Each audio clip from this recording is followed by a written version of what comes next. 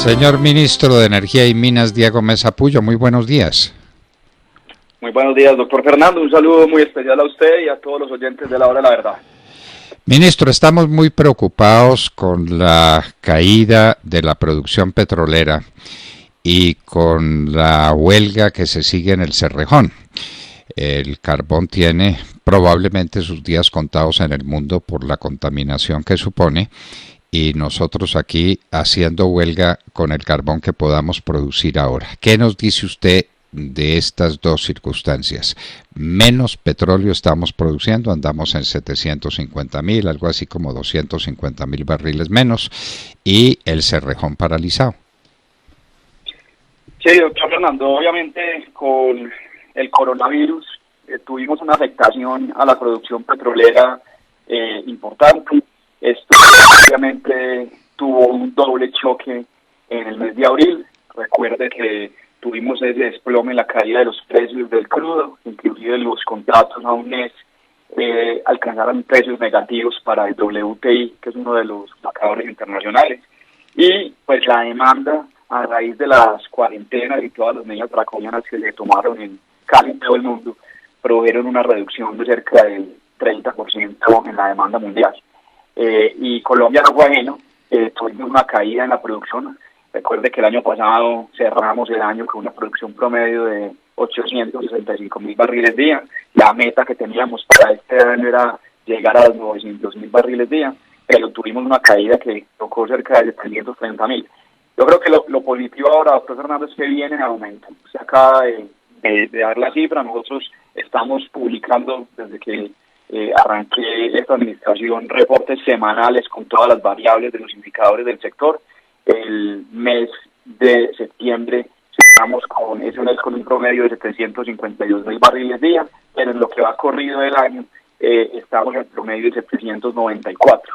Esperamos alcanzar la cifra de 820.000 barriles día, pero pues obviamente esa caída que tenemos le da un golpe a las finanzas tanto regionales como a las nacionales. Y lo que hicimos fue tomar varias medidas durante la pandemia para flexibilizar las obligaciones contractuales y evitar que inversiones que ya estaban presupuestadas por las compañías se perdieran, sino que se postergaran en el tiempo, que fue una solicitud expresa por parte de las compañías. Eso se hizo, eso tuvo buena acogida y logramos que no se perdieran las inversiones, sino que se postergaran. Y con respecto a Cerrejón, doctor Fernando, es un tema muy complejo. Yo le cuento pues que he estado siguiendo con el ministro Ángel Custodio la huelga de Cerrejón, pero es inconcebible que en el entorno económico en que está el país, en una situación fiscal y económica sin precedentes, con un desempleo alto, aunque la cifra del DANE reciente de la semana pasada fue alentadora porque ya bajamos de ese 20 a un 16.8%, pero así todo no comprende uno cómo puede haber una huelga con los beneficios y las ofertas que hay por parte de la empresa. Entonces el llamado ha sido a que dialoguen. El departamento de La Guajira es el más afectado. Yo estaba en permanente contacto con el gobernador Roy. Hay que recordar que el Producto Interno Bruto de La Guajira, el 43% depende de la producción de carbón, que pues prácticamente es toda la producción de Cerrejón.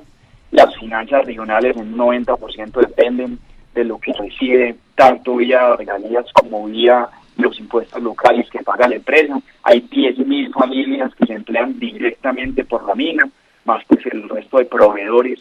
Entonces esto es un problema muy complejo y hemos dado todo el apoyo. Afortunadamente le cuento que ayer reiniciaron las mesas de diálogo entre la empresa y el sindicato y esperamos que pues se pueda levantar ese paro lo más rápido posible. Bueno, doctor Mesa, es inconcebible, nosotros creemos lo mismo. A estas alturas, como estamos, y tú cortando orejas, Pedro, ¿no? Como estamos, y los del Cerrejón en huelga, pues eso, ¿quién lo entiende? Pero bueno, son circunstancias que hay que enfrentar.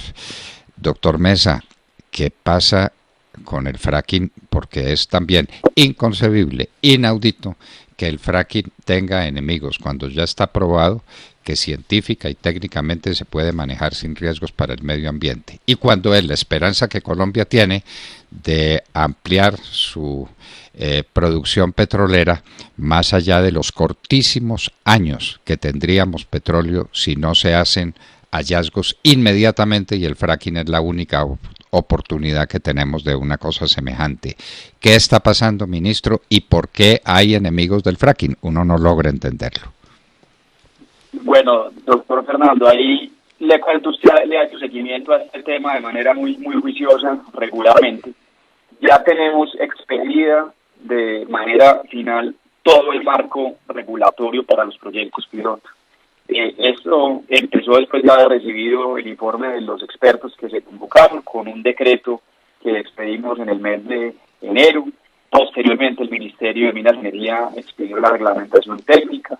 Eso fue seguido por una resolución para el relacionamiento social en donde se hagan los pilotos por parte del Ministerio del Interior y el Ministerio de Minas y Energía.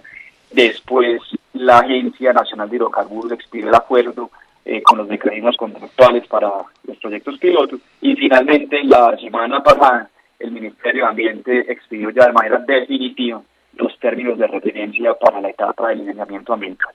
Entonces tenemos todo el marco regulatorio. Aquí obviamente ha habido participación plural tanto de las empresas interesadas que han sido muy activas en entregar sus comentarios, como de otros actores de la academia y la sociedad civil. Y lo que sigue ahora, doctor Fernando, es simplemente acordar la minuta del contrato marco, y ya está la pelota, por llamarlo de alguna manera, en la cancha de las empresas. Ellas se deben acercar a la Agencia de Hidrocarburos, hacer solicitudes de contratos para los proyectos pilotos, y esperamos en los próximos mes, 2 meses, poder adjudicar esos contratos especiales para los proyectos pilotos. Y pues que arranquen los proyectos en el 2021, como cualquier otro proyecto extractivo, tiene que surtirse un lineamiento ambiental, con un estudio de impacto ambiental, y una vez se otorgue esto, pues se pagaría, esperamos, a la perforación, que es lo más importante para poder tener conocimiento del subsuelo en estos yacimientos no convencionales que esperamos que sean muy productivos para el país, pero obviamente hay que cerrar el ciclo de los proyectos pilotos de investigación. Señor ministro, otro tema que preocupa a la opinión pública nacional y particularmente a la gente en la costa atlántica es lo referente a Electricaribe. En buena hora se acabó Electricaribe. Un desastre mayor no podía uno concebir, y queda en manos de 2 empresas que tendrán los recursos financieros y tendrán la capacidad técnica para cambiar la situación tan dramática que tiene la costa atlántica en materia de suministro de energía.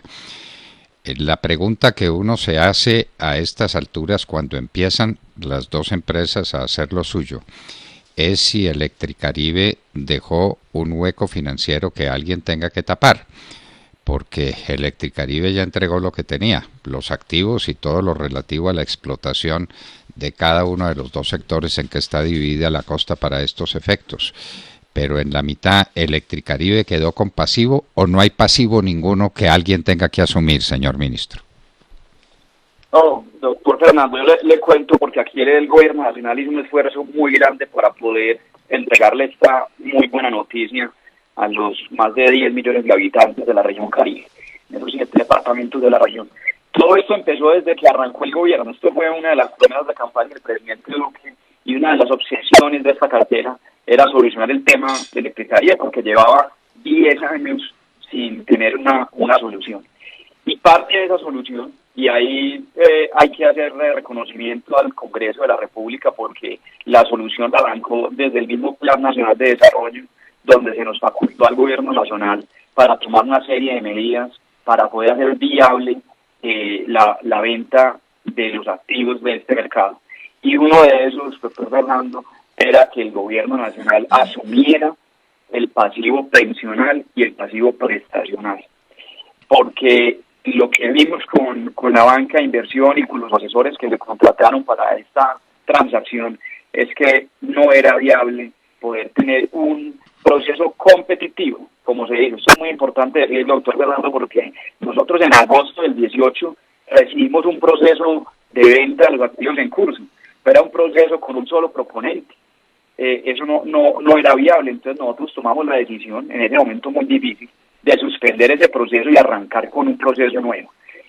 Y en el proceso que emprendimos, que hicimos obviamente giras para promocionar estos dos mercados, y ahora les cuento por qué estos dos mercados son tan importantes. Llegaron 6 proponentes, se calificaron 6 proponentes entre consorcios y empresas individuales, y finalmente hubo una subasta competitiva en el mes de marzo, que además de cuento fue en medio del principio de la pandemia. Me acuerdo que ese fin de semana de la subasta estábamos en el simulacro que había decretado aquí la alcaldía de Bogotá, y haber logrado una subasta exitosa fue un gran logro. Y pues parte de lo que se hizo fue asumir ese pasivo pensional y prestacional, poner a subastar los activos de la empresa, y pues finalmente llegaron estas dos empresas que, como usted lo dice, yo creo que lo más importante era que llegaran empresas idóneas con experiencia comprobada en operar en diferentes mercados del país. Pero obviamente el grupo EPM opera en Antioquia, pero también opera en otros 4 departamentos, como lo son los Santanderes, Caldas, Quindío, y la empresa o el consorcio energético de la costa que lidera en el Pereira tiene también una experiencia comprobada de haber rescatado el mercado del departamento del Tolima, obviamente el mercado de Pereira, el mercado de Cartago. Y nos alegró mucho que se diera el proceso, se dio el proceso de empalme, pero aquí también lo otro importante resaltar es lo que significa el mercado en la región Caribe, doctor Fernando.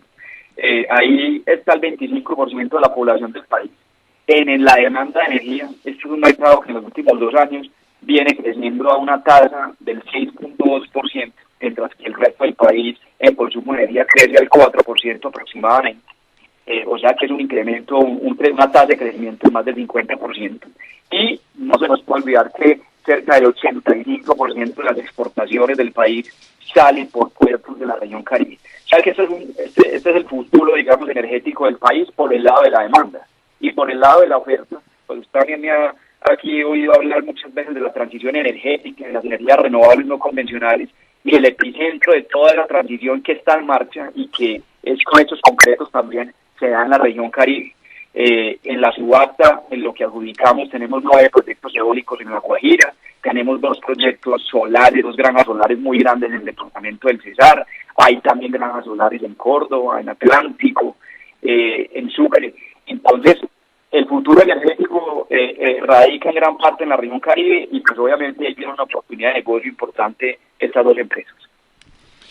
Pues señor ministro, muchísimas gracias. Hay que dar buenas noticias. Yo no sé por qué a veces somos como tan esquivos a las buenas noticias y nos solazamos tanto con las malas. Buenas noticias, y estas buenas noticias las recibimos desde la costa Caribe, que esperamos que en tiempo relativamente corto, aunque hay que tener paciencia, ¿no? Hay que tener paciencia. Esto no es de la noche a la mañana. Ese desastre de Electricaribe no se arregla en una semana. La gente tiene que tener paciencia, pero esto se va a recuperar, esto va a ser distinto, y la negra noche de la costa atlántica en materia de distribución y de consumo de energía va a quedar atrás. Señor ministro Diego Mesa Puyo, inmensamente agradecidos con su presencia en la hora de la verdad. Doctor Fernando, usted acaba de mencionar buena noticia. Yo le pido que me dé unos payecitos y le cuento de las regalías, que fue la otra gran noticia de la semana pasada, y no puedo dejar de mencionarlo en esta discusión con usted por la importancia que usted le da al sector de industrias extractivas de nuestro país, doctor Fernando. Y fue que la semana pasada sancionamos la ley que reforma el sistema general de regalías. Y hay 5 puntos muy importantes. El primero, cumplimos también con corregir un error que se había cometido en la reforma del año 2011-2012, impulsada por el gobierno anterior, bajo ese principio de repartir la mermelada en toda la tostada. Que lo que hizo fue quitarle asignaciones a las regiones productoras del país, y esto había creado un entorno desfavorable para los proyectos mineros y los proyectos de hidrocarburos, porque la gente se sintió que había quitado pues parte del beneficio económico que traen esos proyectos. Logramos más que duplicar la asignación a esos municipios, departamentos que se la juegan por las actividades de minería y hidrocarburos, pasando del 11 al 25% de la asignación de regalías. Pero esto lo hicimos sin afectar al resto de departamentos y municipios. y hay una decisión de política pública, doctor Fernando, fue priorizar la inversión ya, hoy, sobre todo ahora en esta crisis económica que tenemos, sobre el ahorro, porque antes había una asignación significativa para ahorro, lo que decidimos fue invertir, darle prioridad a la inversión ya. Se mantuvo la asignación regional en 34%, y allá para todos los departamentos del país, y se incrementó también la asignación para los municipios más pobres del país, pasando de el 11 al 15%. Y adicionalmente, doctor Fernando, aquí para concluir, por primera vez dimos una asignación para temas ambientales, para la protección de áreas estratégicas ambientales, lucha contra la deforestación y otros programas del 5%. Esto es histórico porque nunca había habido una asignación para temas ambientales. Y también incrementamos la asignación para ciencia, tecnología e innovación, pasando del 9,4 al 10, y además creamos una asignación para todos los niveles de educación en infraestructura y para mejora en la calidad de la educación superior pública. Y todo esto atado con un programa de descentralización, doctor Fernando, qué pena que me le extendí, pero yo no podía dejar pasar este comentario porque esto ha sido lo más importante y estamos seguros que con esta reforma vamos a cambiar ese entorno que se había tornado muy poco favorable para volver a tener a los territorios como aliados del sector de minas y de energía, de hidrocarburos, que es el segundo renglón de la economía de este país. Así, después del comercio, ponemos casi el 13% del PIB, más del 50% de las exportaciones, más del 34% de la inversión extranjera directa y cerca del 30% de los presupuestos de inversión de los entes territoriales, doctor Fernando. No le dé pena, señor ministro, que para buenas noticias no hay que tener pena, hay que darlas y estas son buenas noticias. Esperamos que el desarrollo de los acontecimientos esté más que acorde con las buenas intenciones y con el entusiasmo con que se están haciendo estas modificaciones al sistema general de regalías. Ministro, un abrazo muy estrecho y mil gracias por acompañarnos. A usted, doctor Fernando, muchas gracias nuevamente y un saludo muy especial a los oyentes.